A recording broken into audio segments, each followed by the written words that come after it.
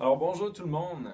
Aujourd'hui, je voulais prendre le temps de vous montrer un petit vidéo qui va être la partie 2 du vidéo que j'ai faite sur le fascia. Donc, je vous arrête tout de suite. Ceux qui n'ont pas déjà regardé mon premier vidéo, allez le voir à l'instant parce que c'est de la matière qui va être importante à comprendre pour encore mieux comprendre la matière qu'on va expliquer aujourd'hui dans la vidéo. Donc, ça va porter aujourd'hui sur le fascia et comment le fascia réagit à l'étirement statique et comment on peut appliquer le principe de tenségrité au concept que je vais vous expliquer. Alright, donc ça ici, vous le voyez bien, c'est un sac Ziploc que j'ai coupé chaque bout pour bien l'ouvrir. Puis on veut utiliser ça pour représenter notre fascia dans notre corps. Donc vous voyez bien, ça ici, ce serait une trame de fascia, ce serait une chaîne de fascia qui serait saine. Donc elle est vraiment bien alignée. Il n'y a pas l'air d'avoir trop de plis dedans. Et malheureusement, dans notre vie courante aujourd'hui, à cause qu'on est sédentaire, à cause qu'on n'a pas la bonne technique de course, de marche, on ne bouge pas bien, on s'entraîne de façon pas intelligente et non fonctionnelle. Donc, dans nos trames de fascia, ce qui se produit, c'est qu'on a des adhérences, des points de fixité dans cette trame-là. Donc, regardez bien ici, là, mes doigts tiennent ici en place comme ce que beaucoup de gens appellent un nœud. Donc, un nœud dans les muscles. Donc, ça serait ça. Donc là, je ne vais pas pouvoir tenir ça tout le temps. Donc moi, je vais mettre une petite pince pour venir tenir ce nœud-là. Alright. Vous voyez bien? Ici, on a encore notre point de fixité. Là, regardez bien là, dans ce sac Ziploc-là, regardez bien tout l'ensemble, toute la synergie du sac Ziploc, donc il est complètement déformé. Okay? Quand on a des points de fixité comme ça empêche nos tissus de vraiment bien avoir leur résilience et ça empêche aussi nos tissus de bien transmettre l'énergie. Donc quand on bouge, on court, on a vraiment tous des points d'ancrage qui sont là, comme ça. Là, la façon commune d'adresser ces problématiques-là, c'est t'es restreint dans la mobilité, étire-toi. Donc, ce tissu-là, ce qu'on ferait de façon standard, ce serait étire-le. Donc même, je ne vais pas tirer trop fort parce que sinon la pince va partir.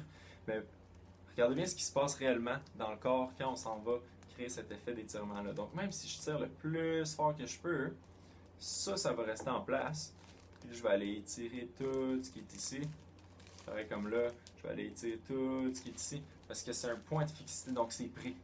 Okay? Donc même si je le stretch à plus finir, oui, est-ce que l'amplitude va augmenter? Oui, l'amplitude va augmenter, le sac Ziploc va être plus long, sauf qu'on aura encore cette adhérence, ce point de fixité-là, cet ancrage-là. Comment on fait pour adresser ça? Donc, on peut faire ça soit avec nos mains, soit avec nos mains comme en relâchant, soit avec une balle à la crosse, un foam roller, un rouleau, ou n'importe quel autre outil. Un thérapeute, quelqu'un qui connaît bien ça, peut aller adresser justement ces points d'ancrage-là. Une fois qu'on aurait adressé ça localement, on aurait retrouvé l'intégrité au complet de notre trame faciale. Un autre petit point important à bien comprendre. Là, mettons qu'on étire. Je ne vais pas laisser la pince pour que vous voyez bien. Un autre point important à comprendre, c'est que regardez bien ce qui se passe au sac Ziploc, à nos tissus, quand on fait un étirement statique. Là, je vais tranquillement vraiment qu'on voit bien. Là. Je ne sais pas si vous pouvez bien voir, là, mais déjà là, le sac Ziploc qui commence à se déformer. Je vais essayer qu'il ne casse pas. Je vais aller tranquillement. Donc ça commence à s'étirer. Voilà. Là, regardez bien ce qui s'est passé. Là, j'ai étiré au complet tous les tissus. Et puis, il ne revient pas dans son stade initial. Il ne revient pas dans son état initial. Ici, on a une déformation. Et bien, les tissus faciaux de notre corps, ça fonctionne de la même façon. Puis quand on parle de fascia, oui, on parle du fascia qui entoure les muscles et qui compose les muscles, comme j'avais expliqué dans mon autre vidéo. Mais du fascia, c'est des tendons et c'est des ligaments également. Et puis ça, c'est vraiment important à comprendre parce que les ligaments, hein, ça, tout le monde est d'accord avec ça. Une fois que c'est étiré, tu ne peux pas retrouver 100% de la tension initiale que le ligament a. Oui, on parle souvent des traumatismes, donc par exemple une entorse de cheville qui étire brusquement le ligament, s'il ne casse pas. Oui, ça fait le même effet, sauf que sans que ce soit traumatique, le fait d'aller étirer de façon statique, comme ça, là, il a cassé, étirer de façon statique, comme ça fait le même effet sur les tissus. Ça se passe juste pas de façon brutale ou traumatique. Ça fait pas nécessairement mal sur le coup. Sauf qu'à long terme, ça c'est problématique parce que, comme j'avais déjà expliqué, cette tension-là, cette intégrité-là des tissus, on veut la garder. C'est grâce à cette tension-là que notre corps est capable de supporter dans la gravité. C'est grâce à ça qu'on est capable de courir, bouger, sans que toutes nos os s'éclatent et partent partout. Si on n'avait pas cette tension-là, on ferait toute de l'arthrose à 15 ans, à 20 ans. Pourquoi? Parce que c'est grâce à cette tension-là que nos os peuvent vraiment travailler en suspension sans être en compression. Et puis c'est là que le principe de la tensibilité entre en jeu. J'en ai déjà parlé. Je vais réintroduire le concept. Donc regardez bien, ça c'est un petit modèle que je me suis fait. Notre corps fonctionne de la même façon. Donc ici, là, toutes les poteaux, ça pourrait représenter nos os. Puis tous les petits élastiques, ça pourrait représenter nos muscles, nos fascias, nos tissus, tous nos sacs Ziploc à l'interne. Donc, là, tout ici dans la structure, il n'y a pas un bout de bois, il n'y a pas un poteau qui se touche. Ils sont tous supportés dans une synergie de tension. Et puis c'est grâce à ça que la structure garde son effet de résilience, comme ça, dans la gravité. Donc elle peut rester forte. On a un effet de rebond, on a un effet de souplesse. Pourquoi? Parce qu'on a de la tension. Si on n'avait pas la tension à travers notre corps, regardez bien ce qui se passe. C'est comme si on s'affaisserait. Donc c'est comme si on étirait chaque petit élastique. C'est comme ça. Puis là, on s'affaisserait. La gravité nous s'aplatirait. Et puis là, on fonctionnerait en compression. Donc là, quand on parle de compression, c'est vraiment les os qui nous ce sont les os qui nous supportent et non la tension comme telle. Okay? Dans la vie, l'idéal, ce serait qu'on soit capable de fonctionner en... Il bug un petit peu, là.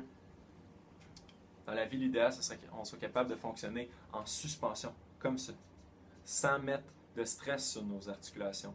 Nos articulations étant genoux, bas du dos, notre cou, nos épaules. Donc ça, ce serait la façon idéale. Et puis si on continue à rester dans cette même vision des choses-là, donc quand on a mal, on s'étire, ou quand on a mal, ou quand on a une petite restriction de mobilité, on commence à s'étirer. Non, on ne prend pas en considération l'effet de tensibilité sur notre corps. On a besoin de cette tension-là, et puis on ne veut pas aller faire la même chose que le sac Ziploc avec nos tissus. On veut garder nos tissus en forme. Moi, un autre exemple que je donne tout le temps en vrai, quand j'ai pas tout mon petit équipement, c'est quand on prend notre chandail, puis on l'enroule par-dessus nos genoux, puis on s'en vient se pencher. Quand on revient, notre chandail est tout lousse. Okay, il y a un lousse. Les tissus fonctionnent de la même façon dans notre corps. Quand on a un lousse, comme je vous dis, puis on travaille en compression, ça nous prédispose à l'arthrose. L'arthrose étant les os qui s'usent un par rapport à l'autre. Donc, on ne veut pas ça. Alright, donc, ça couvre pas mal toute la matière que je voulais discuter aujourd'hui. Si vous avez des questions ou commentaires, parce que je sais que la matière que je viens de discuter en ce moment, c'est pas ce qu'on entend ou ce qui est enseigné le plus couramment. Donc, si vous avez des questions ou commentaires, n'hésitez pas à m'écrire, même si vous n'êtes pas d'accord. Commentez dans la vidéo, ça me ferait plaisir d'en discuter. Si vous avez un autre point de vue, allez-y. Je pense que c'est comme ça qu'on apprend. entre thérapeutes et entre personnes dans la société. Donc, allez-y, challengez ces points-là si vous le voulez. Ça va me faire plaisir d'en discuter. Merci beaucoup pour votre temps, puis merci beaucoup de l'écoute. À la prochaine.